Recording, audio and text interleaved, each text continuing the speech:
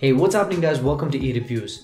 So a couple of weeks back, one of my friends bought the Lenovo Phab 2 Plus to gift it to his mom, and thanks to which I was able to unbox and review the budget phablet. Now this device did make some noise in the Indian tech community, but was overshadowed by the OnePlus 3T, Lenovo K6 Power, and more recently the Moto M. Wrong launch date and marketing strategy? Probably, but being one of those few who bought and owned the device for a fair bit of time, I would like to give my complete opinion on the Lenovo Phab 2 Plus. I'm pretty sure you're here for the same as well, so without any further ado, let's get started.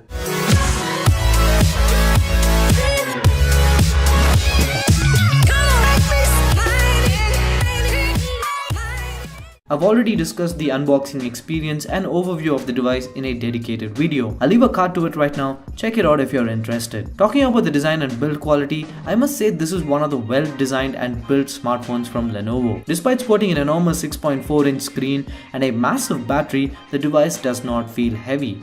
I mean, 218 grams for a device this big is absolutely acceptable in my opinion. Now this is mainly thanks to the ergonomics of the device. It's got a slight curve to the back, chamfer edges to the sides, and a 2D glass to the front. All these provide a reassuring grip of this rather large device.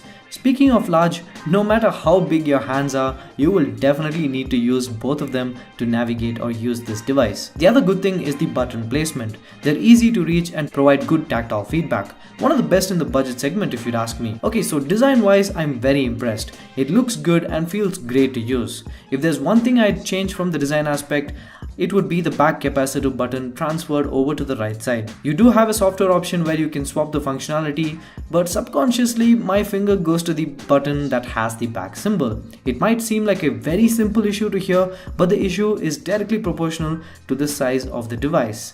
The software swap might take some time getting used to, but they could have avoided this scenario altogether. Build quality wise, it's a solid device, but I highly recommend a protective case at all times, simply because of the 2D glass, which will 90% of the time be the point of impact if you drop this phone. Being glass, I'd let you use your imagination. So coming to the verdict, yes, it's a huge smartphone, yes, single-handed usage isn't possible, but hey, this is what you'd get from a phone which has such a huge screen real estate, and at this price, you gotta say Lenovo has done a good job overall. Hence, I give the Lenovo Phab 2 Plus a good score of 8 out of 10 in this segment. Moving on to performance, the Lenovo Phab 2 Plus is powered by the octa-core MediaTek 8753 processor, which is clocked at 1.3 GHz. This is coupled with 3 GB of RAM and 32 GB of internal storage, out of which you get 23 GB usable space. Now this space can be expanded using a microSD card up to 256 GB, but at the sacrifice of a SIM slot. All this is backed up by a 4050 mAh battery, which in my testing lasted a very long time. When it comes to gaming, the performance can be defined as good, mostly thanks to the large immersive screen. High-end games like Modern Combat 5 and Nova 3 were absolutely playable. Slight stutters and frame drops can be spotted if you hold a very close eye and look for them. Asphalt 8 was as usual troublesome on a MediaTek processor, so I had to turn down the graphics to medium in order to just play. But this is definitely due to the game's optimization rather than the device's fault. One good thing to know is that it did not overheat. I mean, sporting a octa-core processor with a metal body and not heating is definitely a plus. It did get warm after an extensive period of heavy gaming, but not to uncomfortable temperatures. But what impressed me the most was the smoothness in user interface.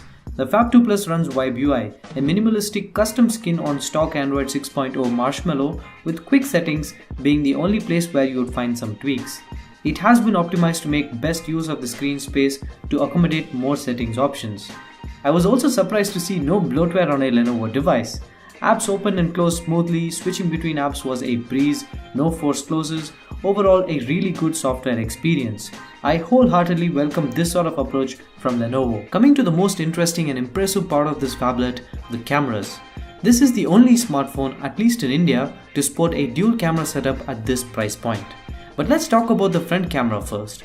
It's an 8 megapixel camera with an aperture of f/2.2 with 1.4 nanometer pixel size, and it can shoot full HD, that is 1080p videos. An impressive spec sheet and even impressive results. One of the major drawbacks with the front facing camera is this. Even though I've turned off the touch-up/beauty mode, the front-facing camera still records with that enabled. It's really annoying because it's too fake and unbelievable. but it can be fixed via a software update. Hopefully Lenovo does look into this and get it fixed at the earliest. If Lenovo fixes the beauty mode issue with the stock camera application, you could probably use a third-party application like what I'm doing right now. And I gotta say, the 1080p footage from a front-facing camera, and that too on a smartphone that costs this much, it's absolutely amazing. There's little to no amount of noise, the color accuracy is great, and not to forget, the audio quality from this is absolutely phenomenal.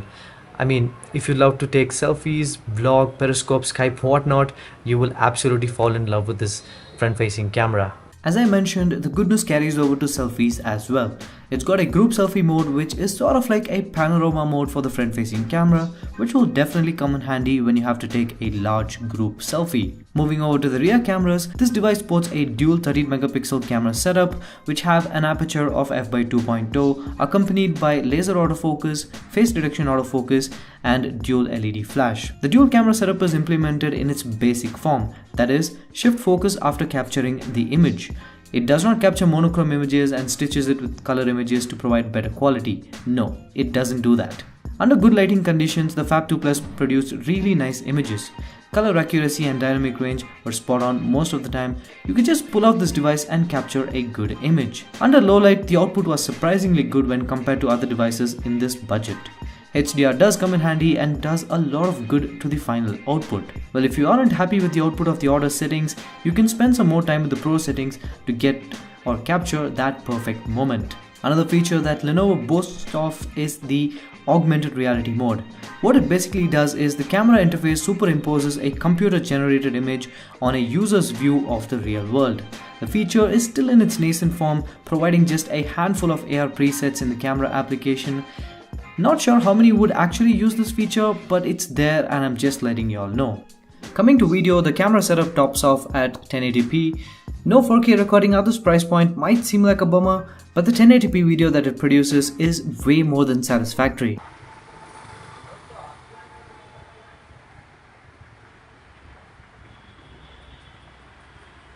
Alright, so let's get to the verdict.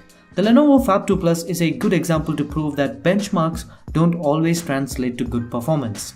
This device punched way above its spec sheet, and that is really something to appreciate at this price. Therefore, I give the Lenovo Phab 2 Plus another good score of 8 out of 10, giving it an overall score of 16 out of 20. But let's face it, this device is not for everyone, but it's for those who are willing to carry a huge phone.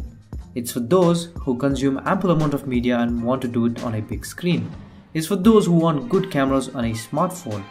It's for those who want a good overall phone. If you fit in any one of these profiles, then look no further than the Lenovo Phab 2 Plus. This is Santosh signing off for eReviews. You guys have a great year ahead.